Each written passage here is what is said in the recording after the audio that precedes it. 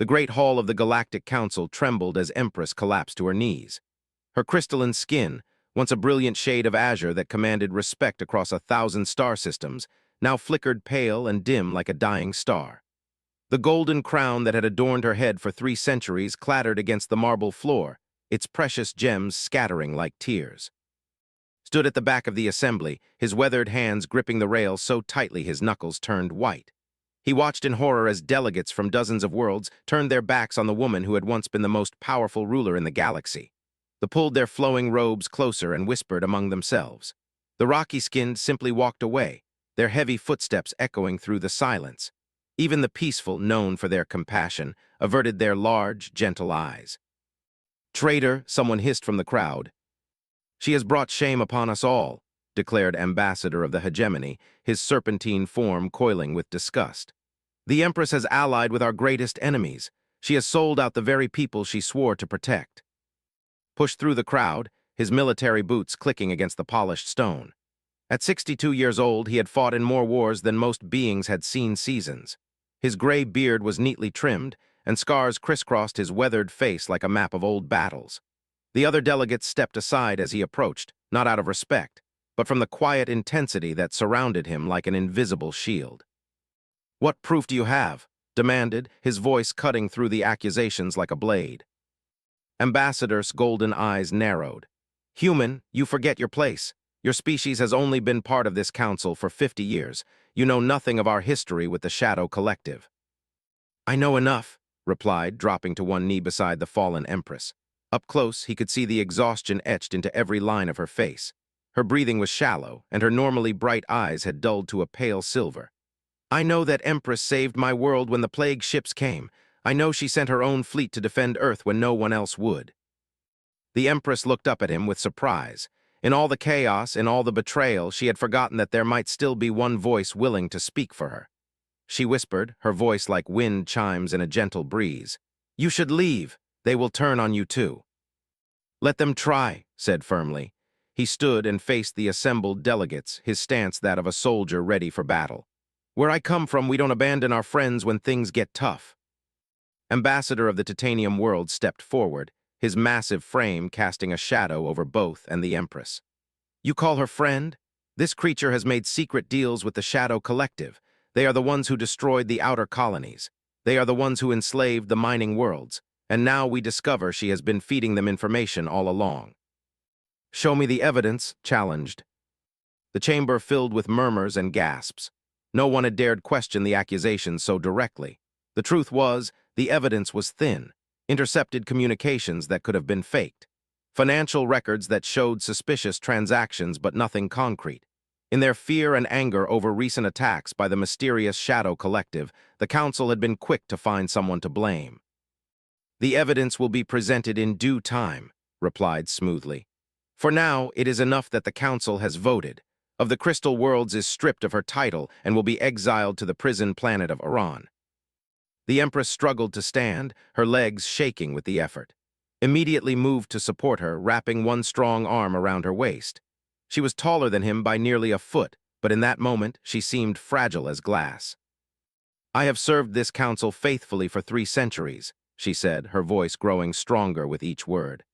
"I have brought peace to warring worlds. I have negotiated treaties that have lasted for generations. I have given everything for this alliance." "And yet you betray us for power," spat General of the War Clans. "The Shadow Collective promised you something, didn't they?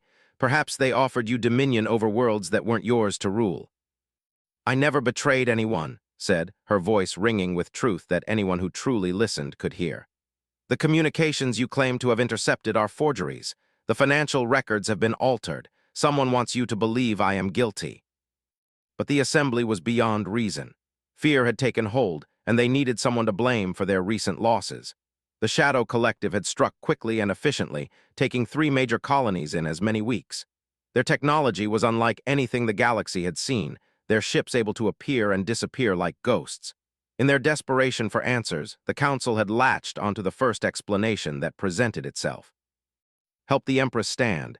If you're so certain she's guilty, then give her a fair trial, present your evidence publicly, let her face her accusers." "The decision has been made," declared the council speaker, an ancient being whose species was so old that most had forgotten their true name. The vote was unanimous. Not unanimous, corrected. Earth votes no confidence in these proceedings. The chamber erupted in angry voices. Earth was a minor world, barely significant in the grand scheme of galactic politics. For a human to challenge, a unanimous vote was unprecedented. "You have no authority here, human," hissed. "Your world contributes little to the council's power." Smiled grimly. "Maybe not, but we contribute something else. We contribute our ships, our soldiers, and our stubborn refusal to abandon what's right." He turned to address the assembly. "How many of your worlds has Earth helped defend in the past 50 years? How many times have human soldiers died protecting your colonies?" The chamber grew quieter, though the tension remained thick as smoke. It was true that humans had proven themselves valuable allies, if not essential ones. Their military tactics were unconventional but effective. Their technology, while not the most advanced, was reliable and adaptable. Most importantly, they had a reputation for keeping their word even when it cost them dearly. "This changes nothing," the speaker declared. "The Empress will be taken to Iran tonight. The matter is closed." Guards began moving forward, their weapons drawn. They were enforcers, beings bred specifically for their size and strength. Each one stood 8 feet tall and was covered in natural armor that could deflect most small arms' fire. Looked at them approaching and calculated his chances. He was outnumbered 20-1, and his only weapon was the ceremonial blade all council delegates were allowed to carry. "Wait," said softly. "Please, don't throw your life away for me. I'm grateful for your support, but this battle can't be won here." Looked into her eyes and saw something there that the others had missed. There was sadness, yes, and exhaustion. But there was also a fierce intelligence and a determination that hadn't been broken by the betrayal of her allies. This wasn't a woman who would go quietly into exile. "Maybe not," he agreed, "but sometimes you have to make a stand anyway." The first enforcer reached them, extending a massive hand toward the Empress. Stepped smoothly between them, his movement so fluid it seemed almost casual. His hand found the hilt of his blade, and in one swift motion, he drew it and placed the edge against the enforcer's throat. "I wouldn't," he said conversationally. The enforcer froze. The blade at his throat was nothing special by galactic standards, just folded steel that any modern armor could stop. But there was something in the human's eyes that spoke of experience with violence, of a willingness to follow through on his threat regardless of the consequences. "Stand down, enforcer," came a new voice from the chamber entrance. Every head turned to see Admiral Sarah walking into the assembly. She wore the blue and silver uniform of Earth's Space Navy, and her presence immediately changed the atmosphere in the room. Where represented Earth's diplomacy, Sarah represented its military might. She was younger than by 15 years, with short black hair and dark eyes that missed nothing. "Admiral," the speaker acknowledged, "you have no authority in this matter." "Actually, I do," Sarah replied, producing a data pad from her uniform pocket. "As of 1 hour ago, Empress formally requested asylum on Earth.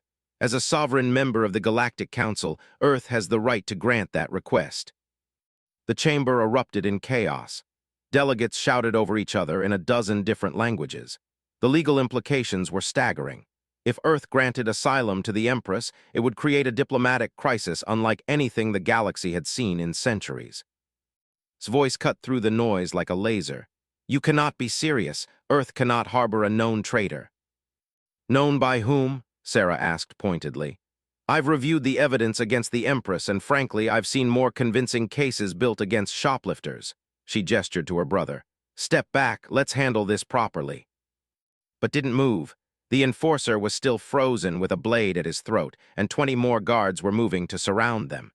"Sarah, this isn't the time for legal proceedings." "It's exactly the time," she replied firmly. "Empress, do you formally request asylum with the government of Earth?" Looked between the two humans, these beings she had barely known before today who were risking everything to protect her. "I do," she said clearly, her voice carrying across the silent chamber.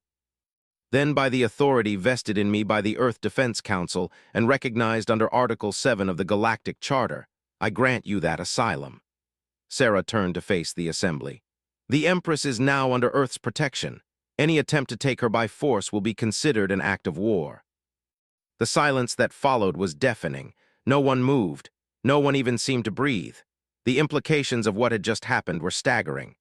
Earth, one of the smallest and members of the Council, had just the united will of the galaxy's greatest powers. General was the first to find his voice. You would risk war over this betrayer. We would risk war to protect an innocent being from an unjust persecution, Sarah replied. But let's not pretend this would be much of a war. Earth may be small, but we've got something the rest of you seem to have forgotten. And what is that? Demanded Ambassador. Finally stepped back from the enforcer, though he kept his blade drawn. We've got humans, he said simply. The meaning wasn't lost on anyone in the chamber. For all their advanced technology and superior numbers, the other species had learned to respect human military capability. Humans fought differently than anyone else in the galaxy. They were adaptable, unpredictable, and absolutely relentless when defending something they believed in. This is madness, declared. You would tear apart the Council for one person. The Council tore itself apart the moment it abandoned justice for convenience, replied. We're just the ones willing to say it out loud. Sarah stepped forward, and her escort of human marines filed into the chamber behind her. They were a small force compared to the enforcers, but their presence sent a clear message. Earth was prepared to back up its words with action. The Empress will be transported to Earth tonight, Sarah announced. She will remain there as our guest until a proper investigation can be conducted into these charges. If evidence of actual wrongdoing is found, she will be extradited to face trial. But until then, she remains under our protection. The Council speaker raised his ancient staff, a signal that usually commanded absolute attention. You overstep your bounds, humans. Earth's membership in this Council is contingent upon your adherence to our laws and customs. Our membership is contingent upon mutual respect and justice, corrected. When those things disappear, our membership becomes meaningless anyway. He sheathed his blade and offered his arm to the Empress. She took it gratefully, and together they began walking toward the chamber exit. The assembled delegates parted before them, some with anger, others with what might have been respect, and a few with barely concealed fear. As they reached the doors, stopped and turned back to address the assembly one final time. I have served this council faithfully for 3 centuries, she said, her voice carrying clearly through the vast chamber. I have brought peace where there was war, hope where there was despair, and justice where there was oppression. History will judge which of us truly betrayed our ideals today. The great doors closed behind them with a sound like thunder, leaving the council to contemplate what they had just witnessed. In the space of an hour, everything had changed. The galaxy's most powerful alliance had fractured, and at the center of it all stood 2 humans who had chosen to do what they believed was right, regardless of the cost. Outside in the corridor, finally allowed himself to breathe. Well, he said to his sister, that could have gone better. Sarah smiled grimly. Could have gone worse, too. At least nobody started shooting. Yet added, looked between them with something approaching wonder. Why? She asked. Why would you risk so much for someone you barely know? Considered the question as they walked through the corridors of the council building. Around them, the architecture spoke of thousands of years of civilization, of countless species working together to build something greater than themselves. It was beautiful and inspiring, but it was also fragile. Where I come from, he said finally, we have a saying, the only thing necessary for evil to triumph is for good people to do nothing. He looked at her directly. You saved my world once. You didn't have to. You could have let the plague ships destroy Earth and save yourself the trouble, but you didn't. You sent your fleet, your people died defending my home, and you never asked for anything in return. That was my duty, replied. No, corrected. That was your choice, just like this is mine. They reached the landing bay where Sarah's ship waited. It was sleek and powerful, built for speed rather than comfort. Human ships always looked somehow aggressive compared to the elegant curves favored by other species. They were built by people who understood that sometimes the universe was not a kind place. There's something else, Sarah said as they prepared to board. The timing of these accusations against you is suspicious. The evidence appears just as the Shadow Collective starts its major offensive. Someone wanted you removed from power right when your leadership would be most needed. Nodded slowly. I had begun to suspect the same thing, but who would benefit from my exile? That's what we're going to find out, promised. But first we need to get you somewhere safe. As their ship lifted off from the council world, looked back at the glittering towers below. Somewhere in those halls, delegates were probably already planning their response to Earth's defiance. There would be economic sanctions at minimum, possibly military action. Earth would pay a heavy price for protecting the Empress. But as he looked at the woman sitting across from him, her crystalline features reflecting the stars outside, knew they had made the right choice. Sometimes doing what was right came with a cost. Sometimes standing up for justice meant standing alone. The thing was, humans had been standing alone for most of their history anyway. They were used to it. And now, the fallen Empress would learn what it meant to have humanity's protection.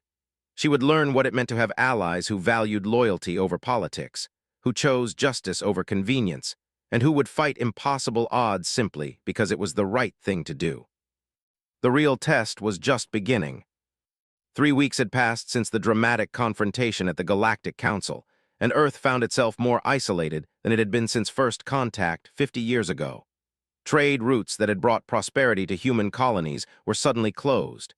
Diplomatic communications had dwindled to formal protests and ultimatums. The price of protecting Empress was becoming clearer with each passing day. Stood on the observation deck of Luna Station, watching the blue marble of Earth turn slowly below. The station orbited humanities, serving as both a defensive platform and a symbol of human determination to reach for the stars. Today, it felt more like a fortress under siege. The Council has imposed a complete economic embargo, Admiral Sarah reported as she joined her brother at the viewing port. No Council member is permitted to trade with Earth or any human colony. They're also demanding that all human military assets be withdrawn from joint operations. Nodded grimly, he had expected as much, but it still hurt to hear it confirmed. How long can we hold out? Longer than they think, Sarah replied. We've always been more self-sufficient than most council members give us credit for. Our agricultural worlds can feed us, our industrial colonies can supply what we need. We'll be fine economically. She paused. It's the isolation that worries me. If the Shadow Collective launches another major offensive, we'll be facing them alone. Maybe that's the point, mused. Maybe whoever is really behind this wants Earth cut off from the rest of the galaxy when the next attack comes. Behind them, the observation deck's doors hissed open to admit Empress. Over the past weeks, she had begun to recover some of her strength, though the events at the council had aged her visibly. Her crystalline skin was brighter than it had been that terrible day, but there were new lines around her eyes that spoke of sleepless nights and constant worry. I've been monitoring council communications, she said without preamble. The situation is worse than you realize. Turned from the viewport, how much worse? Ambassador has been meeting secretly with representatives from the hegemony's military commanders. They're discussing the possibility of using force to retrieve me. His voice was steady, but could hear the fear beneath it. They claim that Earth is harboring a traitor and that military action would be justified. Sarah's jaw tightened. Let them come, they'll find out why humans don't back down from a fight. Sarah warned. As much as he admired his sister's courage, he also knew that Earth couldn't survive a war against the combined might of the Galactic Council. Humanity was tough and resourceful, but they were still vastly outnumbered and... There's something else, continued. I've been analyzing the evidence against me, and I've found something disturbing. The forged communications didn't just frame me for betraying the Council. They were designed to accomplish something much more specific. She activated a holographic display, showing a complex web of data flows and communication networks. Look at the pattern of accusations. Every piece of supposed evidence places the blame for the Shadow Collective's successes on intelligence that could only have come from my personal files. But there's a problem with that theory. Studied the display, I'm not seeing it. The intelligence they claim I provided includes information about defensive strategies that were classified above even my level, explained. Fleet movements that only the Supreme Military Council would have known. Weapons research that was compartmentalized beyond any civilian authority. Sarah's eyes narrowed. You're saying whoever framed you had access to intelligence that even you didn't have. Exactly, which means the real traitor is someone with the highest possible security clearance. Manipulated the display, highlighting specific data points. Someone who sits on the Supreme Military Council itself. The implications hit like a physical blow. If was right, then the betrayal went far beyond anything they had imagined. Someone at the very heart of the Council's military command was working with the Shadow Collective, and they had used the Empress as a scapegoat to cover their tracks. "Do you have any idea who it might be?" Sarah asked. "I have suspicions, but no proof. General has been pushing hardest for military action against the Shadow Collective, but his strategies have consistently failed. Admiral has access to all the intelligence that was supposedly leaked, and his fleets always seem to arrive just too late to prevent attacks." Began packing, his mind working through the possibilities. If we're right about this, then the Council isn't just making a mistake. They're being actively manipulated by someone who wants chaos and division. But why, Sarah wondered. What does the Shadow Collective gain by having Earth isolated from the Council? Before anyone could answer, alarms began blaring throughout the station. The observation deck's viewports automatically darkened to protect against bright flashes, and emergency lighting bathed everything in a red glow. Through the station's speakers came the voice of the duty officer. "All hands to battle stations. Unknown vessels approaching the Sol system. Configuration matches Shadow Collective signatures." Felt ice form in his stomach. The Shadow Collective had never attacked a council member's home system directly. Their strategy had always been to hit outlying colonies and trade routes, keeping the main powers off balance without provoking total war. An attack on Earth itself would change everything. "How many ships?" Sarah demanded, activating her command comm unit. "Long-range sensors are tracking at least 50 contacts," came the reply. "They're still 3 hours out, but they're not slowing down." Sarah cursed under her breath. The Sol system's defenses were formidable by human standards, but 50 Shadow Collective ships represented a force that could overwhelm them through sheer numbers. "Alert all defense platforms and recall the patrol fleets. I want every available ship in defensive positions around Earth." "There's something else, Admiral," the duty officer continued. "We're detecting a massive energy buildup from the lead ship. It's unlike anything in our databases, but the signature suggests some kind of planetary bombardment weapon." The blood drained from his face. A planetary bombardment weapon meant the Shadow Collective wasn't just planning to defeat Earth's forces. They intended to destroy the planet itself. "They're going to kill billions of people just to get to me," whispered, her voice filled with horror. "I have to surrender myself. I can't let Earth be destroyed because of me." "Like hell," growled. "We don't abandon our friends, remember. If they want you, they'll have to go through us first." "Be reasonable," pleaded. "I'm not worth the destruction of your entire world." "That's not your call to make," Sarah interrupted. "We chose to protect you, and we knew the risks. Besides, if we give in to threats now, where does it end? Today they demand we hand over the Empress. Tomorrow they demand we surrender our independence. Sometimes you have to draw a line and refuse to cross it." The station shuddered slightly as the defense platforms powered up their main weapons. Through the viewports, could see the distant flashes of human ships moving into defensive formations. They were outnumbered, but they weren't going down without a fight. "There has to be another way," muttered, studying the tactical display. "Sarah, what do we know about Shadow Collective technology? How do their ships just appear and disappear like ghosts?" "Our scientists think they use some kind of dimensional phase technology," Sarah replied. "They can slip between our dimension and an adjacent one, making them effectively invisible to most sensors. It's how they've been able to hit targets without warning." An idea began forming in his mind. It was dangerous, probably suicidal, but it might be their only chance. What if we could track them while they're phased? What if we could follow them to wherever they go when they disappear? "Even if we could, what good would that do us?" Sarah asked. "Think about it. The Shadow Collective appears out of nowhere, hits hard and fast, then vanishes before reinforcements can arrive. But what if their base isn't in some distant star system? What if it's right here in Council space, just hidden in a different dimensional phase?" His eyes widened with understanding. If we could locate their base and prove they've been operating from within Council territory, it would explain how they've been so successful. It would also prove that someone with access to Council intelligence has been helping them. "More than that," added excitedly.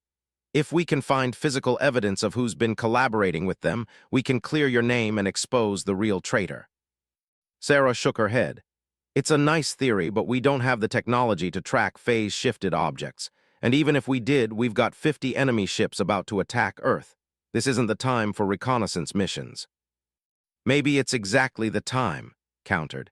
"What if this attack is meant to destroy more than just Earth? What if the real goal is to eliminate the evidence of their collaboration before anyone can find it? The tactical display updated, showing the approaching Shadow Collective fleet had increased speed. They would arrive in just over 2 hours now, giving the defenders precious little time to prepare. "I'm going after them," announced suddenly. "Not the attack fleet, but their base. If I'm right about this, then somewhere in this system there's a hidden facility that contains all the evidence we need." "Absolutely not," Sarah said firmly. "I'm not letting my brother fly off on some suicide mission based on a theory." "It's not suicide if I'm right," replied. "And if I'm wrong, we're all dead anyway when those ships arrive." Stepped between them. "There might be a way to track them," she said slowly. "My personal ship uses Crystal World technology that can detect dimensional disturbances. If the Shadow Collective is using phase technology, my ship's sensors might be able to follow their energy trail back to its source." "Your ship was impounded when you were accused," Sarah pointed out. "Actually, it wasn't," smiled for the first time since arriving on Earth. "Diplomatic immunity protected it from seizure. It's been sitting in the diplomatic hangar this entire time, fully fueled and ready for departure." Felt a surge of hope. "Then we can do this. We can find their base and prove what's really happening." We asked, "You don't think I'm letting you go alone, do you? Besides, someone needs to watch your back while you're piloting." Sarah looked between them, her expression torn between admiration and exasperation. "This is insane. You're talking about flying into unknown space to hunt for a hidden base while an enemy fleet prepares to attack Earth. The odds of survival are practically zero." "The odds of survival if we do nothing are definitely zero," pointed out. "At least this way we have a chance." The station shuddered again as more defense platforms came online.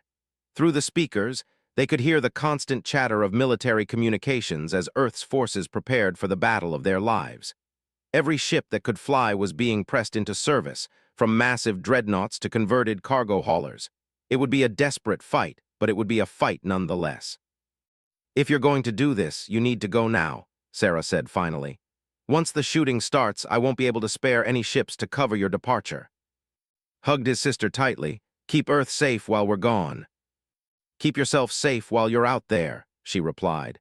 "And bring back proof that clears the Empress's name. I'm getting tired of being the galaxy's villains." 20 minutes later, found himself strapped into the co-pilot's seat of the most advanced ship he had ever seen. His personal vessel was a work of art as much as it was a machine, with flowing lines that seemed to grow from a single piece of crystal.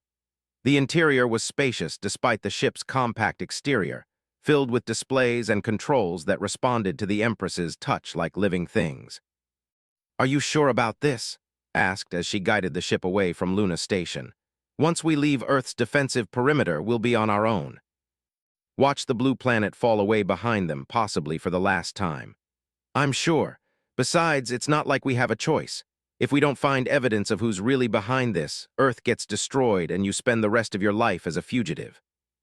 And if we do find the evidence, then we save both Earth and your reputation. Plus, we get to expose whoever's been playing puppet master with the Galactic Council," grinned fiercely. "I call that a win all around." The ship's sensors began picking up energy signatures as they moved toward the outer system. The approaching Shadow Collective fleet was still hours away, but their dimensional phase technology left a faint trail that's equipment could follow. It led away from Earth, toward the asteroid belt that lay between Mars and Jupiter. "There," pointed to a reading on her display.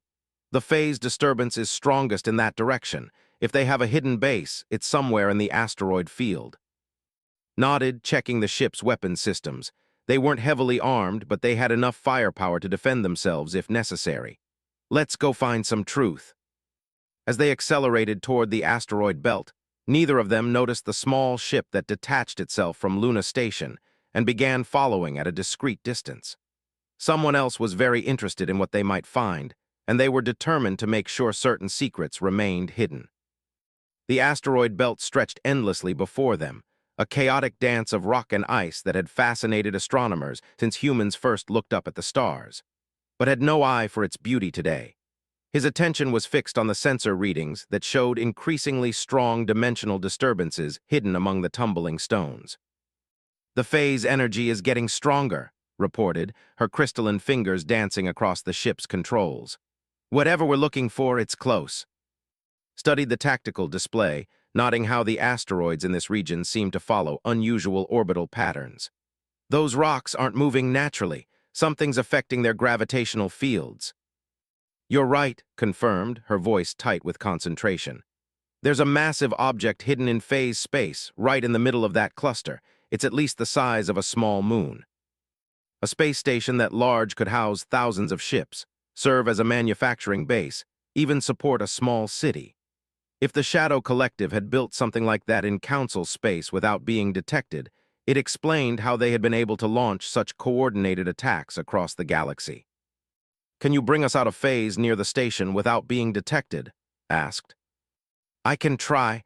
Crystal world technology is more compatible with dimensional manipulation than most other species. But once we phase in, we'll be visible to their sensors. Checked his weapons one more time. Then we'll have to be fast, get in, record what we can, and get out before they can stop us.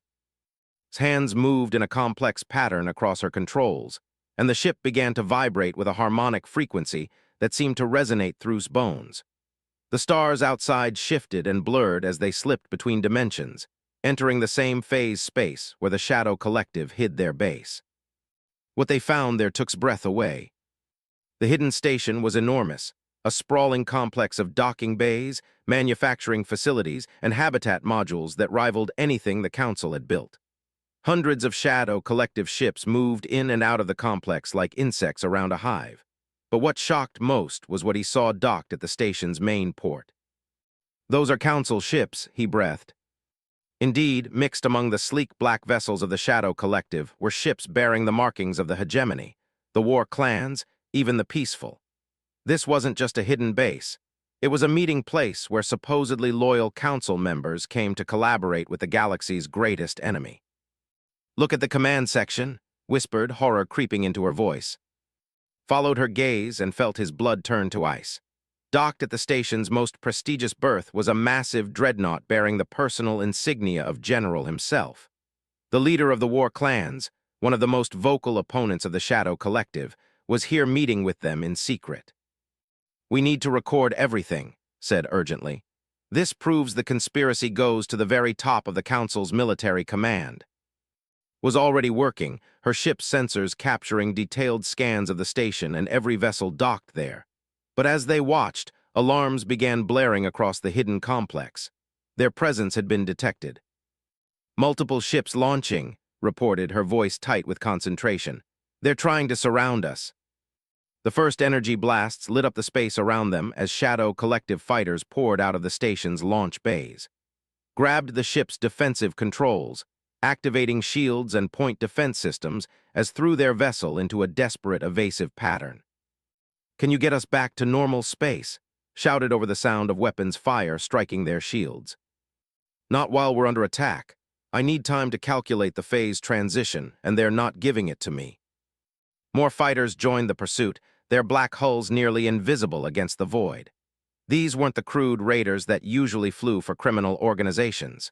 These ships were sleek, advanced, and flown by pilots who knew exactly what they were doing. There pointed to a gap between pursuing fighters. Can you make it through there? Didn't answer, but the ship suddenly accelerated with a force that pressed them both deep into their seats. They shot through the gap with meters to spare, energy blasts tracking just behind them. But even as they escaped the immediate pursuit, more ships were launching from the station. Said quietly, I need to tell you something. If we don't make it out of this, if they capture or kill us, you need to know the truth about why I was really framed. Save it for when we're safe, replied, still focused on the tactical situation. No, listen to me, she insisted. The Shadow Collective didn't frame me just to have a scapegoat. They framed me because I was getting too close to discovering who their real allies were. 3 months ago, I started noticing patterns in their attacks, correlations between their successes and certain Council members' actions. I was preparing a full investigation when the accusations surfaced. Finally turned to look at her. You were investigating General. Admiral, even some members of the Supreme Council itself. The corruption goes deeper than either of us imagined. Her ship shuddered as another energy blast found its mark. That's why they needed me gone. As long as I held the position of Empress, I had the authority to demand answers, to force investigations that could expose the entire conspiracy. The pieces were falling into place in his mind. And with you gone, discredited as a traitor, any evidence you had gathered would be dismissed as the desperate lies of a fallen leader. Exactly.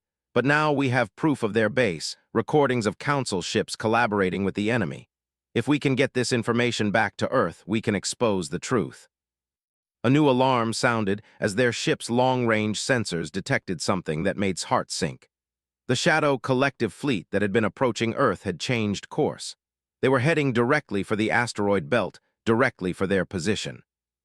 They know we're here, realized. The whole attack on Earth was a diversion to draw us out, to make us come looking for evidence. Or to eliminate the evidence, added grimly. Look at the station, they're beginning evacuation procedures. Sure enough, the massive complex was showing signs of preparing for departure. Critical systems were being shut down, and ships were departing in waves. Within hours, there would be nothing left to prove the conspiracy had ever existed. We have to stop them, said firmly. How? We're one ship against a fleet. Studied the tactical display, his mind racing through possibilities. Then he noticed something that made him smile grimly. Not one ship. Look at the power readings from the station. Checked her sensors. They're maintaining a massive phase generator to keep the entire complex hidden if that generator were to overload. It would create a dimensional rupture that would drag everything in the area back into normal space, finished, including all those council ships that aren't supposed to be here. But the power levels required to overload a generator that size would be enormous. We don't have weapons capable of that kind of damage. No, agreed, but we don't need to destroy it. We just need to destabilize it. He pointed to a specific section of the station. That's the main power coupling for the phase generator. If we could cause a feedback loop in the power system, the generator would overload itself trying to compensate, breathed. It's insane. It's also completely insane. I prefer to think of it as creatively desperate, replied. Can you get us close enough? Instead of answering, sent their ship into a screaming dive toward the station's core. Enemy fire followed them down, energy blasts lighting up the space around them like deadly fireworks. Their shields were failing under the constant barrage, and warning alarms filled the cockpit with urgent noise. There, pointed to a small maintenance hatch near the power coupling. Can you put us down there? Hold on to something, warned. Their ship slammed into the station's hull with a grinding crash that sent sparks flying through the cockpit. The artificial gravity failed for a moment, leaving them floating in their restraints before emergency systems kicked in. Atmosphere suit, ordered, already reaching for his emergency gear. We need to get to that power coupling manually. They suited up in record time, their movements synchronized by the kind of desperate efficiency that came from knowing their lives hung in the balance. The ship's airlock cycled, and they found themselves standing on the hull of the Shadow Collective's most secret facility. The power coupling was a massive structure, crackling with energy that made the hair on arms stand up even through his protective suit. Produced a device from her equipment belt that looked like a crystal tuning fork. Crystal World technology, she explained through their comm link. It can create harmonic resonances in energy fields if I can match the frequency of the power coupling. She held the device against the coupling's main conduit, and immediately the entire structure began to vibrate. Energy readings spiked as the harmonic resonance created exactly the kind of feedback loop had hoped for. It's working, reported excitedly. The power system is beginning to overload. But their success had been noticed. Through the station's transparent aluminum viewports, could see armed figures moving through the corridors toward their position. They had maybe minutes before security forces reached them. How long until the generator overloads? He asked. 5 minutes, maybe less, replied. But we need to be clear before then, or we'll be caught in the dimensional rupture. They raced back to their ship, but as they reached the airlock, energy bolts began striking the hull around them. Shadow Collective security forces had reached the hull and were firing at them through maintenance hatches. Go, shouted to. Get to the pilot's seat and prep for departure. What about you? Someone needs to hold them off until you're ready, replied, drawing his sidearm and taking cover behind a structural support beam. The firefight was brief but intense. His military training served him well, but he was outnumbered and energy bolts seared past his head, leaving glowing scars on the station's hull. He managed to drive the security forces back temporarily, but more were coming. "Get in here now," his voice crackled over the comm. "The generator is cascading toward critical overload." Fired one last burst at the approaching security forces, then sprinted for the ship. He dove through the airlock just as fired the engines, tearing their vessel away from the station's hull with barely controlled violence. Around them, the massive space station began to shudder as the phase generator reached critical overload. Energy discharges arced between the facility's sections like lightning, and the space around them began to ripple with dimensional distortions. "Hold on," warned. "Dimensional rupture in 10 seconds." Reality seemed to bend and twist around them as the generator finally exploded in a cascade of energy that tore through multiple dimensions simultaneously. The hidden station was yanked back into normal space so violently that several sections broke apart from the stress. But more importantly, every ship that had been docked there was suddenly visible to any sensor in the system, including the fleet of Council ships that had been secretly collaborating with the Shadow Collective. "Did you get recordings of everything?" asked as they fled the chaos behind them. "Everything," confirmed. "Ship identifications, personnel records, communication logs. We have enough evidence to expose the entire conspiracy." But their victory celebration was short-lived. Long-range sensors showed the Shadow Collective fleet was still approaching Earth, and they would arrive in less than an hour. The evidence they had gathered would be worthless if Earth was destroyed before they could present it. "Can you get us back to Earth before the attack begins?" asked. "Maybe if we push the engines past their safety limits," replied, "but we'll be cutting it very close." As their ship accelerated toward Earth, activated the long-range communications array. If they didn't make it in time, at least the evidence could reach Earth ahead of them. "Admiral, this is Priority Alpha transmission incoming. Full evidence of Shadow Collective conspiracy, including proof of General's collaboration. Repeat, General is working with the enemy." Sarah's voice came back immediately, filled with relief and amazement. "Where the hell are you? We've got 50 enemy ships bearing down on us. We're an hour behind them, but we've got the proof we need to end this. Can you hold out until we arrive?" "We'll hold," Sarah promised grimly, "but it's going to be a hell of a fight." As Earth grew larger ahead of them, could see the approaching Shadow Collective fleet spreading out into attack formation. The planet's defenders were moving to intercept, but they were still badly outnumbered.